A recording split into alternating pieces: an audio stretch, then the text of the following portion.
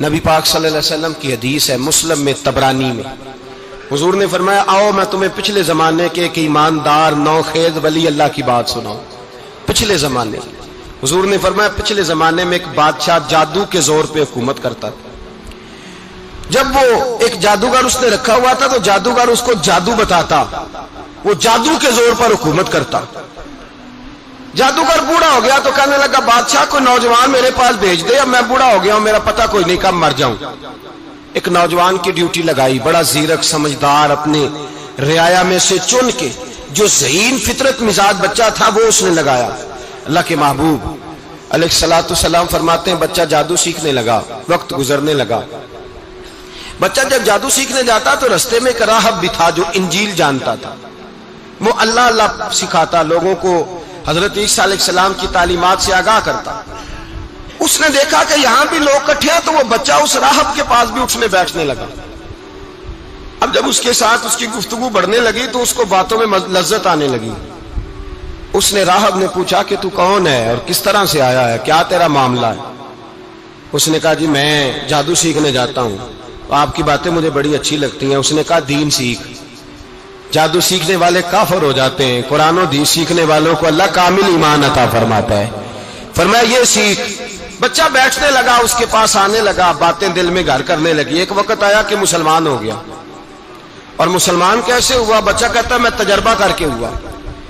اب میں تھوڑا سا وقت جادوگر کے پاس بھی جاتا اور باقی سارا وقت وہاں بیٹھتا۔ میں ایک دن جا رہا تھا تو رستے میں اژدہا تھا، بہت بڑا سانپ تھا، رستہ روک کے کھڑا تھا۔ یہ حضور نے بیان کی حدیث۔ نبی پاک صلی اللہ علیہ وسلم فرماتے ہیں بچہ کہتا ہے کہ رستے کے اندر سانپ ہے، رستے بند ہے، لوگ چھتوں درختوں پہ چڑھے ہیں، ہراش ہے۔ کہتے چھوٹا سا روڑا میں نے اٹھایا تو میں نے کہا اللہ اگر جادوگر سچا ہے تو اسے مار دے۔ چھوٹا سا روڑا میں نے پھینکا، اژدہا کوئی نہ مرا۔ پھر چھوٹا روڑا اٹھایا، میں نے کہا اللہ اگر وہ عالم سچا ہے تو اسے مار دے۔ اب جب میں نے روڑا مارا تو اژدہا مر گیا۔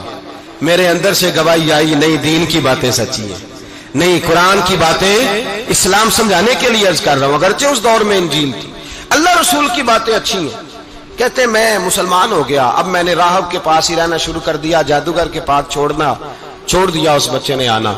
بادشاہ پوچھتا کہاں زیادہ وقت گزارتے ہو تو وہ بات گول کر دیتا، وقت تیزی سے بڑھنے لگا۔ اللہ نے اس نوجوان میں طاقت پیدا کر دی، اب وہ اس کے اندر نا اللہ نے توانائی روحانیت پیدا کر دی، ابھی جوان ہے، 14-15 سال عمر ہے۔ اللہ نے اب جو بیمار بھی آتا وہ دعا کرتا تو اللہ صحت عطا کر دیتا، جو بھی آتا۔ بادشاہ کا ایک درباری تھا، بادشاہ کو پنکھا جلتا تھا، وہ اندھا ہو گیا، کوئی ایسی تکلیف آئی کہ نابینا ہو گیا، بڑے علاج کرائے شفا نہیں ہوئی۔ کسی نے اس بچے کا پتہ بتایا کانوں میں، اس کے پاس گیا تو بچہ کہنے لگا شفا تو ہو جائے گی پر کلمہ پڑھنا پڑے گا، مسلمان ہونا پڑے گا، جس پیغمبر کا میں غلام ہوں تجھے بھی بننا پڑے گا، دین پہ عمل کرنا پڑے گا، اللہ شفا دیتا ہے۔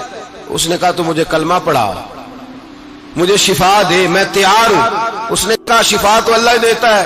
اس نے اللہ تبارک و تعالیٰ کا ذکر کر کے دعا مانگی، یہ مسلم شریف میں حدیث ہے، طبرانی میں موجود ہے۔ اللہ نے اسے شفا دی، اس نے کلمہ پڑھنا شروع کر دیا۔ یہاں ایک نقطہ لکھا ہے ہمارے علماء نے، کہتے ہیں جب اللہ ولایت عطا کرتا ہے نا تو یہ سفید بالوں والے کا حصہ نہیں ہوتی۔ اگر جوانی میں کوئی آدمی توبہ کر کے تصوف کے رستے پہ چلتا ہے تو سب سے زیادہ ولایت اللہ اسے عطا فرماتا ہے، سب سے زیادہ ولایت اس کے پاس ہوتی ہے۔ ابھی اس کے بال کالے ہیں، چڑھتی جوانی ہے، دعا کی تو اللہ نے، اور حدیث پاک میں موجود ہے کوڑے آتے تو شفا یاب ہو جاتے، اندھے آتے تو شفا یاب، برس والے آتے تو اللہ سے دے، جوان ہے۔